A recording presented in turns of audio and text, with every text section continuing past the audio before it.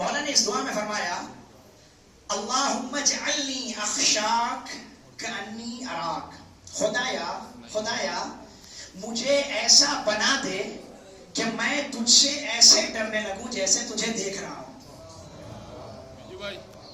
توجہ ہے؟ دیکھیے میں بار بار ایک جملہ آپ کی خدمت میں عرض کر رہا ہوں کہ عربی زبان بہت ہی فصیح و بلیغ زبان ہے، لہذا اسلوب بیان پر، سلیقے گفتگو پر، روش گفتگو پر غور کرنا بہت ضروری ہے. یہ نہیں کہا کہ خدایا میں تجھ سے ڈرتا ہوں، کیا کہا؟ اللہم اجعلنی اخشاک کانی اراک، خدایا تو مجھے ایسا بنا دے کہ میں تجھ سے ایسے ڈرنے لگوں جیسے تجھے دیکھ رہا ہوں. توجہ ہے آپ کی؟ خدایا تو مجھے ایسا بنا دے کہ میں تجھ سے ایسے ڈرنے لگوں جیسے تجھے دیکھ رہا ہوں. رات مولانا نے مجلس میں جناب ایوب کے صبر کا ذکر کیا تھا. جناب ایوب مصیبتوں میں، آزمائش میں، امتحانات میں مبتلا ہوئے، سب کچھ رک گیا، نہ صحت ہے، نہ دولت ہے، نہ سرمایہ ہے، نہ پونجی ہے، کچھ بھی نہیں ہے. مریض ہیں، بیمار ہیں، مصیبت پہ مصیبت، آزمائش پہ آزمائش، امتحان پہ امتحان. لوگوں نے یہ کہنا شروع کیا کہ یہ اللہ کے نبی نہیں لگتے. اگر خدا کے نبی ہوتے تو اتنی مصیبتوں میں مبتلا. دیکھیے یہ والا جو ججمنٹ ہے نا، یہ ہم اور آپ بھی سناتے ہیں. کسی کو مصیبت میں دیکھا، کسی کو پریشانی میں دیکھا، وہ اچھا نہیں ہے، برا انسان ہے، جھوٹا انسان ہے، نمازی نہیں ہے، روزے دار نہیں ہے، حقوق الناس کا خیال نہیں رکھتا. کیوں؟ اس لیے کہ ہم نے مصیبتوں میں دیکھا ہے، بلاؤں میں دیکھا ہے، پریشانیوں میں دیکھا ہے. یاد رکھیں کسی پر رحمتوں کی بارش خدا کے راضی ہونے کی دلیل نہیں، کسی پر مصیبتوں کا نزول خدا کے ناراض ہونے کی دلیل نہیں. اگر کوئی نعمتوں میں غرق ہے تو یہ مت فیصلہ سنائیے گا کہ اللہ اس سے بہت راضی ہے، نمازیں چلا جا رہا ہے. اور اگر کوئی مصیبتوں میں ہے تو فوراً یہ فیصلہ سنائیے صاحب لگتا ہے اللہ اس سے ناراض ہے، اسی لیے یہ مصیبتوں میں ہے. توجہ ہے؟ لوگوں نے کہنا شروع کیا کہ یہ اللہ کے نبی نہیں لگتے. اگر نبی ہوتے تو اتنی مصیبتوں اور پریشانیوں میں مبتلا نہ ہوتے. جب ایسی باتیں شروع ہوئی تو حضرت ایوب کے صبر کا پیمانہ لبریز ہو گیا. آواز دی خدایا میں نے ساری مصیبتوں پر صبر کیا، صبر ہی نہیں بلکہ شکر کیا، لیکن اب جو قوم مجھے تانا دے رہی ہے اس پر مجھ سے صبر نہیں ہوتا. فوراً جبرائیل نازل ہو گئے. ایوب کیا کہا؟ تم نے صبر کیا، تم نے شکر کیا. قدرت کا یہ حکم ہے کہ اپنے الفاظ کو بدلو. تم نے صبر اور شکر نہیں کیا، ہم نے صبر کی توفیق دی. میں نے یہ واقعہ رات مولانا نے پڑھا تھا، لیکن میں نے اس کو عرض اس لیے کیا کہ اب آپ امام حسین کے جملے کا مطلب سمجھیے. مولانا نے یہ نہیں کہا خدایا میں تجھ سے ڈرتا ہوں، اللہم اجعلنی اخشاک کانی اراک، خدایا تو مجھے ایسا بنا دے کہ میں تجھ سے ایسے ڈرنے لگوں جیسے تجھے دیکھ رہا ہوں. امام عالی مقام جناب ایوب کے اسی واقعے کے مد نظر دنیا کو سمجھانا چاہتے تھے اگر اس کی توفیق شامل حال نہ ہو. خدایا تو مجھے ایسا بنا دے. اچھا آپ انصاف سے بتائیے، اگر ایسے کلمات معصوم کی زبانوں سے انسان پڑھے گا تو غور اور فکر پر مجبور ہوگا کہ نہیں ہوگا؟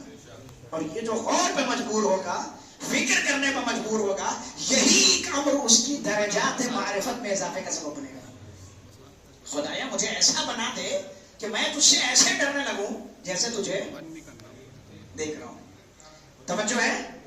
میں خوف خدا کے 5 مراحل بیان کروں گا اور آخر میں ایک جملے میں نتیجہ آپ کی خدمت میں پیش کروں گا. ایک بابا سے بلند صلوات پڑھیں محمد والے محمد.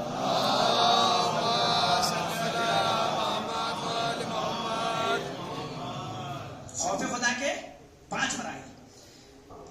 سب سے پہلا مرحلہ خوف خدا کا یہ ہے کہ انسان اس بات کو اپنے دل اور دماغ میں بٹھا لے کہ خدا دیکھ رہا ہے.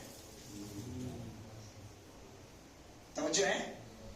خوف خدا کا پہلا مرحلہ یہ ہے کہ انسان دل و دماغ میں اس بات کو محفوظ کر لے کہ خدا دیکھ رہا ہے. ذہن میں ہر وقت یہ بات راسخ ہو کہ خدا, دماغ میں ہر وقت یہ بات محفوظ ہو کہ خدا. اب میں مثال کے ذریعے آپ کے سامنے بات واضح کرتا ہوں. ایک بچہ ہے گھر میں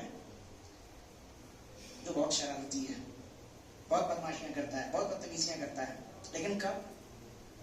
جب باپ ڈیوٹی پہ چلا جائے, ماں گھر میں اکیلی ہو اور گھر کے کاموں میں مصروف ہو, اتنی شرارتیں کرے گا کہ ماں فون اٹھائے گی اور باپ کو کال کر کے بولے گی صاحب آپ تو چھوڑ کے چلے گئے, ہمارا چین اور سکون یہاں چھن گیا ہے.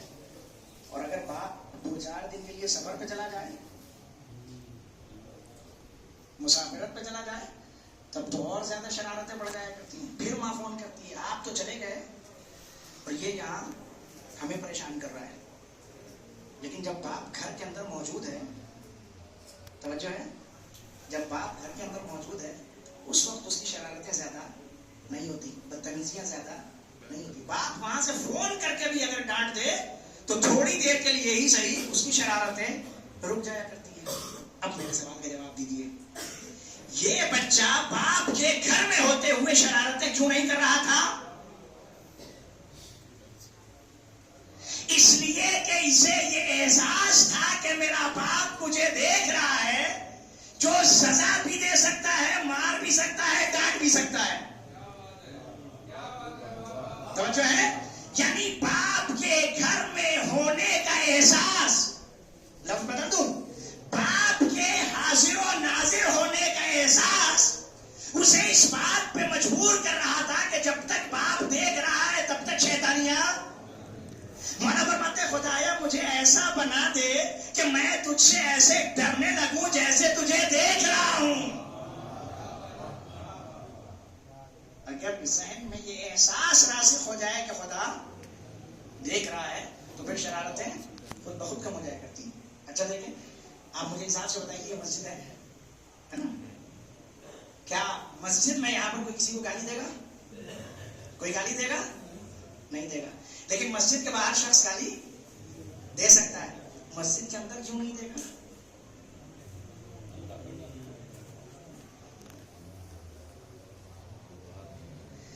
اس لیے کہ جتنی دیر انسان مسجد میں ہے اتنی دیر کم از کم اس کے ذہن میں یہ احساس ہے کہ خدا. لیکن ایسے لوگوں سے میرا کہنا یہ ہے کہ جو خدا مسجد کے اندر دیکھ رہا ہے, چوراہے پر بھی دیکھ رہا ہے, بازاروں میں بھی دیکھ رہا ہے, دکانوں میں بھی دیکھ رہا ہے, مکانوں میں بھی دیکھ رہا ہے. صلوات پڑھیں پر محمد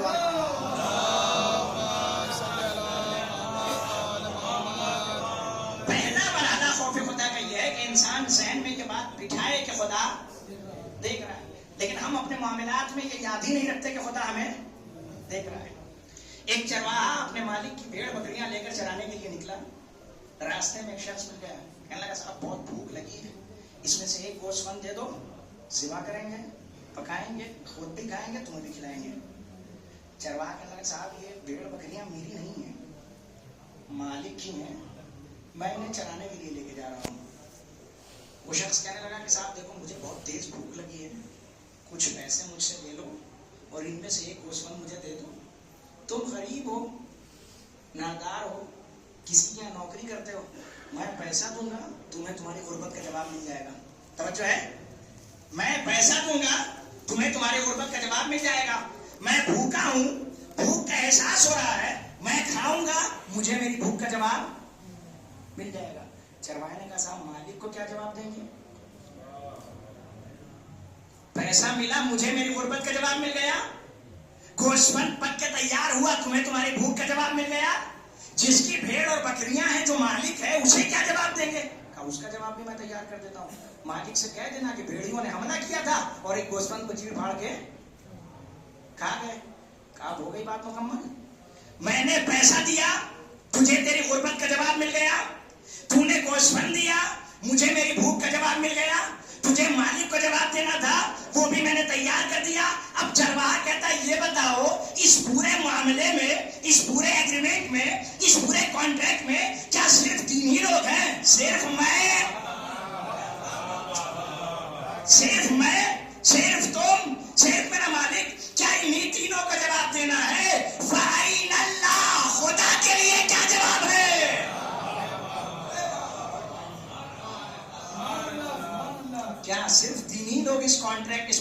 ناظر ہے. این اللہ, خدا کہاں گیا؟ خدا کے لیے کیا جواب تیار کیا ہے تم نے؟ توجہ ہے عزیزو, خدا کو حاضر و ناظر جاننا خوف خدا کے دل میں پیدا کرنے کا پہلا مرحلہ ہے. دوسرا مرحلہ سنیے عزیزو, دیکھیں میں 1 2 3 4 5 کر کے اس لیے باتیں کرتا ہوں کہ آج کے جدید نظام میں اس طریقے سے درس دینے پر لوگوں کو باتیں جلدی یاد ہو جایا کرتی ہیں. 1 2 3 4 5. پہلا مرحلہ خدا کو حاضر و ناظر جاننا. دوسرا مرحلہ یہ ہے کہ خدا بند متعال کی ذات پر کسی کو ترجیح نہ دیں. خدا سے بڑھ کر کوئی نہیں ہے نا, لیکن ہماری زندگی میں یہ مرحلہ ایک دم غائب ہے. یہ مرحلہ بالکل غائب ہے. آپ کہیں گے وہ کیسے؟ روزمرہ کی مثالیں صاحب آپ کی زندگی میں موجود ہیں. آپ کے بھائی کا کسی سے جھگڑا ہو گیا, آپ جانتے ہیں کہ سامنے والا حق پر ہے, میرا بھائی باطل پر ہے, لیکن پھر بھی بھائی کی طرف سے بولنے کے لیے تیار ہے. یہ کیا ہے؟ خدا کیا کہتا ہے؟ حق کا ساتھ دو, سچ کا ساتھ دو, صحیح کا ساتھ دو, درست راستے کا ساتھ دو. لیکن ہم باوجود اس کے کہ جانتے ہیں بھائی غلط ہے, بھائی کی طرف سے لڑنے کے لیے آستینیں چڑھا کے آمادہ بیٹھے. یہ کیا ہے؟ خدا کے حکم پر بھائی کو ترجیح دینا ہے کہ نہیں؟ بہت خاموش بیٹھے ہیں. آیت پڑھ دیتا ہوں, صلوات پڑھیں اور محمد والے محمد.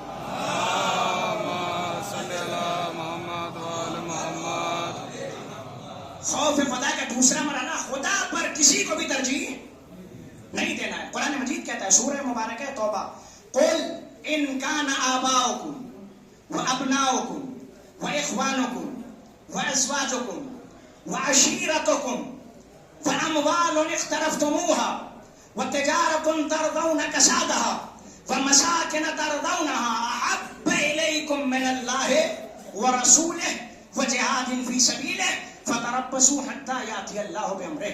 خدا بند متعال سورہ توبہ میں 8 چیزیں گنا کے کہتا ہے پیغمبر, ان لوگوں سے کہہ دیجئے کہ اگر تمہارے باپ دادا 1, تمہارے بھائی 2, تمہاری بیویاں 4, تمہارا خاندان 4, ہے نا, تمہارا خاندان باپ دادا بھائی بیویاں اور 4 یہ ہو گئی. توجہ ہے. اس کے بعد خدا مند متعال کہتا ہے یا وہ مال و دولت جو تم نے جمع کر رکھی ہے, اموال اقترفتموها, وہ مال وہ دولت وہ سرمایہ جو تم نے جمع کر رکھا ہے. وتجارة ترضون كسادها, یا وہ بزنس جس کے فلاپ ہونے کا تمہیں خوف ستاتا رہتا ہے. ومساکن ترضونها, یا وہ عالیشان بنگلے جو تمہیں بہت خوبصورت نظر آتے ہیں اور جن سے بہت محبت کرتے ہو. یہ 7 چیزیں احب الیکم من اللہ ورسولہ وجہاد فی سبیلہ, اگر یہ ساری چیزیں تمہیں اللہ سے زیادہ پسند ہے, رسول اللہ سے زیادہ پسند ہے, یا جہاد سے زیادہ پسند ہے, تو پھر انتظار میں بیٹھو یہاں تک کہ خدا اپنا عذاب تمہاری طرف بھیج دے. انصاف سے بتائیے, یہی وہ چیزیں ہیں نا جن کو ہم خدا پہ مقدم کر دیتے ہیں. کبھی باپ دادا کو, کبھی اولاد کو, کبھی بھائیوں کو, کبھی بیویوں کو, کبھی مال و دولت کو, کبھی تجارت کو, کبھی عالیشان. خدا بند متعال 8 چیزوں کا ذکر کرتا ہے. 5 چیزیں ایسی ہیں جن کا تعلق اس چیز سے ہے, ہمارے رشتوں سے, باپ دادا ہو, اولاد ہو, بھائی ہو, بیویاں ہو یا خاندان ہو. 5 کا تعلق رشتے سے. اور ہم اور آپ اپنی روزمرہ کی زندگی میں رشتہ داریوں کی زنجیر میں اتنے اسیر بن چکے ہیں کہ ہمیں حکم پروردگار نظر ہی نہیں آتا. صلہ رحم کا بھی قدرت نے حکم دیا, آپ خونی رشتہ داروں سے رشتہ منقطع نہیں کر سکتے, کسی صورت میں بھی شریعت نے اجازت نہیں دی اس چیز کی, لیکن باطل پر سپورٹ کرنے کی بھی اجازت نہیں ہے. توجہ. خوف خدا کا پہلا مرحلہ یہ ہے کہ خدا کو حاضر و ناظر جانے. دوسرا مرحلہ یہ ہے کہ خدا پر کسی کو بھی ترجیح نہ دیں. خدا پر ہم, توجہ سنیے گا, ہم خدا پر معصومین کو یا انبیاء کو بھی ترجیح نہیں دے سکتے. پیغمبر اسلام کے ایک راستے سے گزر ہوا, پیغمبر نے دیکھا کہ ایک مالک ہے جو اپنے غلام کو پیٹ رہا ہے اور غلام کہتا ہے اعوذ باللہ، میں خدا کی پناہ چاہتا ہوں مجھے چھوڑ دے، لیکن مالک چھوڑنے پا آمادہ نہیں ہے. پیغمبر رحمت کا ادھر سے گزر ہوا، غلام کی نگاہ پیغمبر اسلام کے چہرے پر پڑی. جیسے ہی پیغمبر کو دیکھا اس نے کہا اعوذ برسول، میں رسول کی پناہ چاہتا ہوں مجھے چھوڑ دے. اب جیسے غلام نے کہا میں رسول کی پناہ چاہتا ہوں مجھے چھوڑ دے، فوراً مالک کے ہاتھ رک گئے. پیغمبر اسلام آگے بڑھے، یہ بتا اب تک وہ خدا کی پناہ میں تھا، اب تک وہ خدا کی پناہ مانگ رہا تھا تو تو نے اسے نہیں چھوڑا، جب اس نے میری پناہ میں آنے کا اعلان کیا تو تو نے کیوں چھوڑ دیا؟ کہنے لگا اللہ کے رسول غلطی ہو گئی، معاف کر دیجیے. یعنی پیغمبر خود اس چیز سے منع کر رہے ہیں کہ اللہ کی ذات پر ہمیں بھی مقدم. پیغمبر اسلام مسجد میں تشریف فرمائے، ایک بچہ ہے، پیغمبر نے پوچھا یہ بتاؤ مجھ سے زیادہ محبت کرتے ہو یا اپنی ماں سے؟ کہنے لگا یا رسول اللہ آپ سے. پھر پیغمبر نے پوچھا مجھ سے زیادہ محبت کرتے ہو یا اپنے باپ سے؟ کہا یا رسول اللہ آپ سے. پیغمبر نے پوچھا مجھ سے زیادہ محبت کرتے ہو یا اللہ سے؟ کہنے لگا یا رسول اللہ اللہ سے. پیغمبر نے کہا یہ کیا مسئلہ ہے؟ جب ماں کا مسئلہ تھا تو تم نے کہا آپ سے زیادہ محبت، باپ کا مسئلہ آیا تم نے کہا آپ سے زیادہ محبت کرتا ہوں، جب خدا کا مسئلہ آیا تو تم نے کہا خدا سے زیادہ محبت کرتا ہوں. سمجھدار بچہ تھا، کہنے لگا یا رسول اللہ میں آپ سے بھی اس لیے محبت کرتا ہوں کہ خدا نے محبت کا حکم دیا ہے. آپ سے اس لیے محبت کرتا ہوں کہ میرے خدا نے مجھے آپ سے محبت کا. خدا پر کسی کو بھی ترجیح نہیں دینا، باپ ہو، بھائی ہو، رشتہ دار ہو، خاندان ہو، بیوی ہو، مال و دولت ہو، سرمایہ ہو، مکانات ہو، کوئی بھی چیز اللہ سے بڑھ کر نہیں ہے. ایک شخص پیغمبر کی خدمت میں آیا اور کہنے لگا یا رسول اللہ کلمہ پڑھوا دیجیے. پیغمبر نے فرمایا ابایعک علی ان تقتل اباک، ایک شرط پہ تیری بیعت منظور کروں گا. کہنے لگا کیا شرط ہے؟ پیغمبر نے فرمایا جا کے اپنے باپ کو قتل کر دے. توجہ ہے؟ پیغمبر نے فرمایا ایک شرط پہ تیری بیعت قبول کروں گا کہ تو اپنے باپ کو. سر کو جھکایا، سوچا، سر اٹھایا، یا رسول اللہ آپ کی شرط منظور ہے. پیغمبر نے فرمایا انا لا نامرکم بقتل آبائکم، ارے ہمارا دین تو کسی جانور کو بھی بلا وجہ مارنے کی اجازت، ہم تجھے باپ کے قتل کا حکم نہیں دیں گے. تو کہنے لگا یا رسول اللہ جب حکم نہیں دینا تھا تو شرط منظور کیوں کروائی؟ پیغمبر نے فرمایا ان تعلم حقیقت الایمان، میں نے یہ شرط اس لیے رکھی کہ تو ایمان کی حقیقت سے آشنا ہو جا. ایمان کی حقیقت سے آشنا ہو جا. کیوں؟ اس لیے کہ ایسی کنڈیشن آ سکتی ہے، ایسی سچویشن آ سکتی ہے، ایسے حالات پیدا اور ہوئے کہ نہیں ہوئے. محمد ابن ابی بکر نے جنگ جمل میں اپنے بہن کے خلاف جنگ کیا کہ نہیں کیا؟ بہن کے خلاف جنگ کیا کہ نہیں کیا؟ حنزلہ نے جنگ احد میں اپنے باپ کے خلاف جنگ کیا کہ نہیں کیا؟ کیا. عمر ابن قرظہ نے کربلا میں اپنے بھائی کے خلاف جنگ کی کہ نہیں کی؟ تاریخ کہتی ہے دو بھائی ہیں، ایک بھائی حسین کے لشکر میں اور ایک بھائی یزید کے لشکر میں. عمر ابن حنزلہ حسین ابن علی کے لشکر میں، یزید کے لشکر نے حملہ کیا اور اسے شہید کر دیا. امام اس کے جنازے کے قریب کھڑے تھے. سامنے سے بھائی آیا، کہنے لگا حسین معاذ اللہ آپ نے گمراہ کر دیا تھا ورنہ میرا بھائی مارا نہیں جاتا. امام نے اسے خطاب کر کے فرمایا سن، یہ ہدایت پا گیا تھا، تو گمراہ ہے. یہ ہدایت یافتہ تھا، تو گمراہ ہے. تو پیغمبر نے شرط کیوں رکھی؟ اس لیے کہ ایسی سچویشن آ سکتی ہے، ایسی کنڈیشن آ سکتی ہے. اور تاریخ اسلام میں اس کی بہت ساری مثالیں موجود ہیں. صلوات پڑھیں محمد والے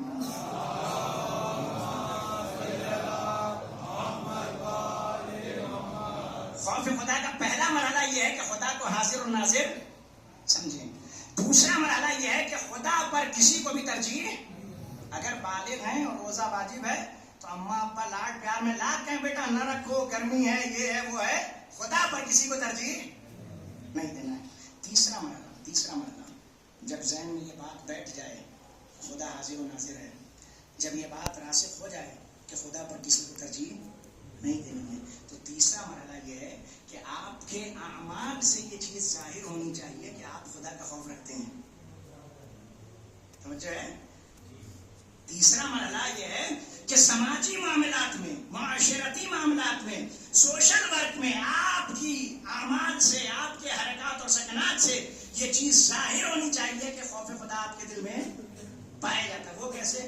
پڑوسی دوسرے گروہ کا مذاق نہ اڑائے، اس لیے کہ کیا پتا تم جس کا مذاق اڑا رہے ہو خدا کی نظر میں وہی زیادہ بہتر ہو. پڑوسی کو اذیت نہ دیں، کسی کا مذاق نہ اڑائیں. بھیجا قیاس آرائیہ نہ کریں، اس نے ایسا کیا ہوگا اور اس نے ایسا کہا ہوگا اور اس نے یہ جملہ کہہ دیا ہوگا. قرآن کہتا ہے یا ایھا الذین آمنوا اجتنبوا کثیرا من الظن، اے ایمان لانے والو بہت سے گمان سے بھی پرہیز کیا کرو. گمان